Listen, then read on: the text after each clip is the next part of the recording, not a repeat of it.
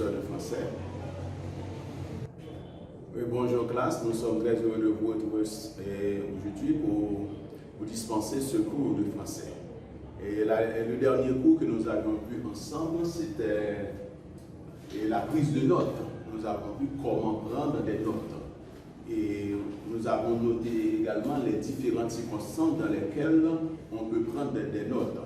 Et on peut prendre des notes dans le cadre de cours, dans le cadre d'une conférence.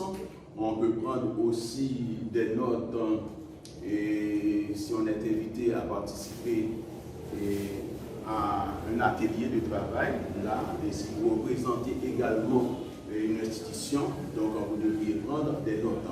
Et nous avons vu les différents procédés par lesquels on peut prendre des notes et les mots qui sont indispensables, les thèmes, le plan à respecter dans le cadre de la prise de notes. Ce matin, nous n'allons pas parler de la prise de notes, mais nous allons voir un autre chapitre dans le cadre de notre cours, c'est bien les genres littéraires. Les genres littéraires. Comme vous voyez, ici les genres littéraires. Quels sont les objectifs à poursuivre dans l'étude des genres littéraires? C'est de préciser et d'identifier les caractéristiques des genres littéraires dans un texte. Quand vous êtes en présence d'un texte, vous devriez être à même de préciser ou encore d'identifier le genre littéraire.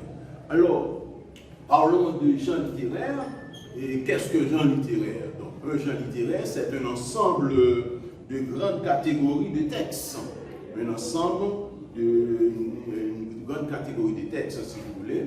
Et dans ces textes-là, on définit les différents thèmes, les caractéristiques formelles propres à chaque texte. Pour chaque genre de texte, il y a des caractéristiques qui lui sont propres.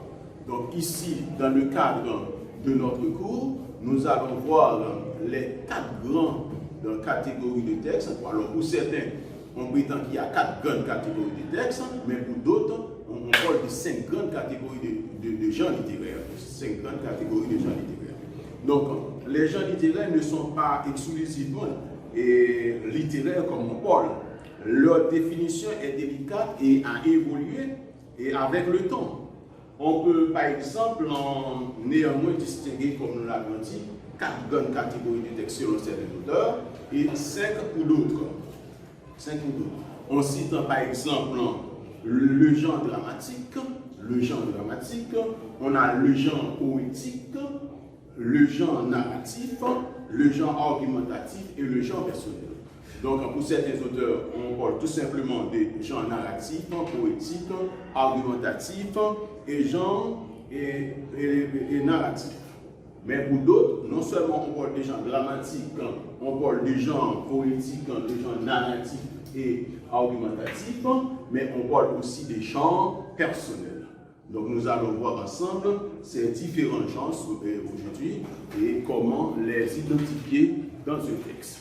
Et quand on parle de genre littéraire, il faut comprendre qu'un texte peut être pourvu de plusieurs séquences de genres littéraires. Cela veut dire que les genres littéraires peuvent être enchevêtrés dans un même texte. On peut retrouver plusieurs séquences de genres littéraires, mais le texte porte le nom du genre littéraire le plus dominant.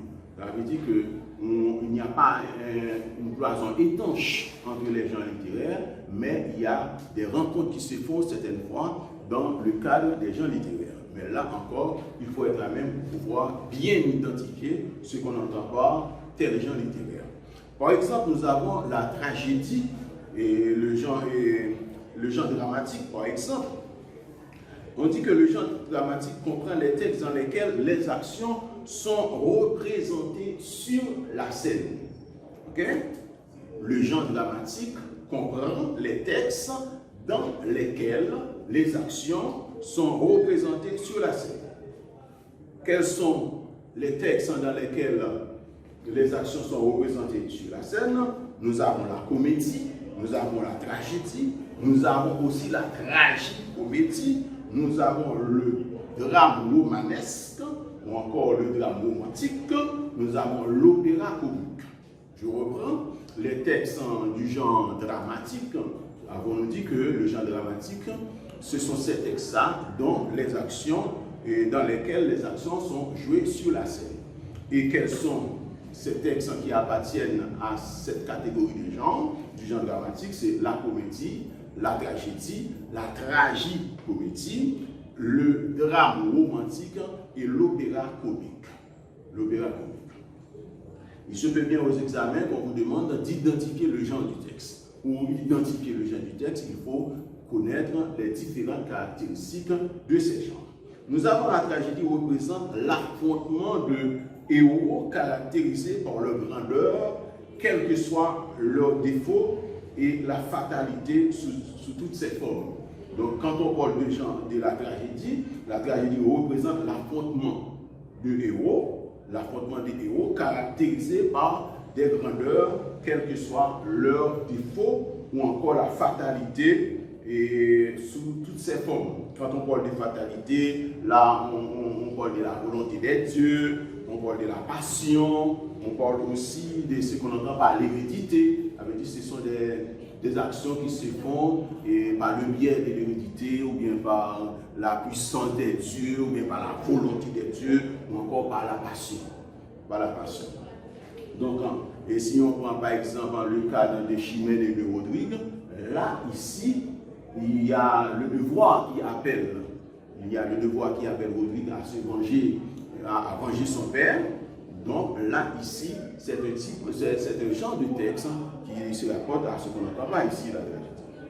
Nous avons la tragédie recourt au registre pathétique. Ici, on parle de genre, mais aussi on parle de registre ou encore de tonalité. Parfois, on vous demande d'identifier le ton du texte, d'identifier la tonalité du texte. Eh bien, un texte qui se rapporte au genre dramatique ou bien à la tragédie, eh bien, c'est un texte de ton pathétique, c'est-à-dire un texte qui éveille la crainte, qui éveille la pitié. C'est un texte qui fait appel à la crainte et à la pitié. Nous avons la farce et la comédie sont liés aussi au registre comique et satirique. La farce et la comédie sont liés au registre comique et satirique. Le drame se définit par le mélange de registres comiques et tragiques. Quand on parle d'un texte dramatique, ça peut se rapporter au registre comique et pathétique. Nous avons le genre poétique. Le genre poétique, nous venons de voir le genre dramatique pour la première catégorie. La deuxième catégorie, c'est le genre poétique. Le genre poétique contient les textes affectés d'un coefficient de subjectivité. Le genre poétique contient des textes affectés d'un coefficient de subjectivité. C'est le domaine de la poésie. C'est le domaine de la poésie. Dès qu'on parle des textes poétiques, là, on voit la poésie. On voit les poèmes, les textes en vers.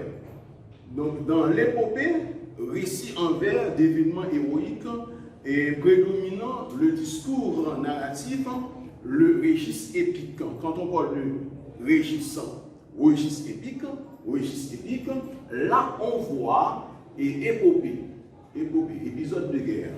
Il y a aussi la poésie lyrique qui se caractérise par l'expansion de l'expression personnelle, bien l'effusion, si vous voulez, de l'expression personnelle, l'effusion de la personnalité. Donc quand on parle de la poésie lyrique, on est en train de répandre la personnalité.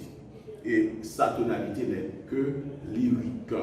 Nous disons que cette poésie peut prendre des formes très différentes, telles qu'élégie, ode, sonnet, ballade, élégie, ode, sonnet, ballade. Tout ça fait partie de ce qu'on entend par le genre poétique. Nous avons également le genre narratif. Le genre narratif, c'est la troisième catégorie de genre dans le cadre des groupes de catégories.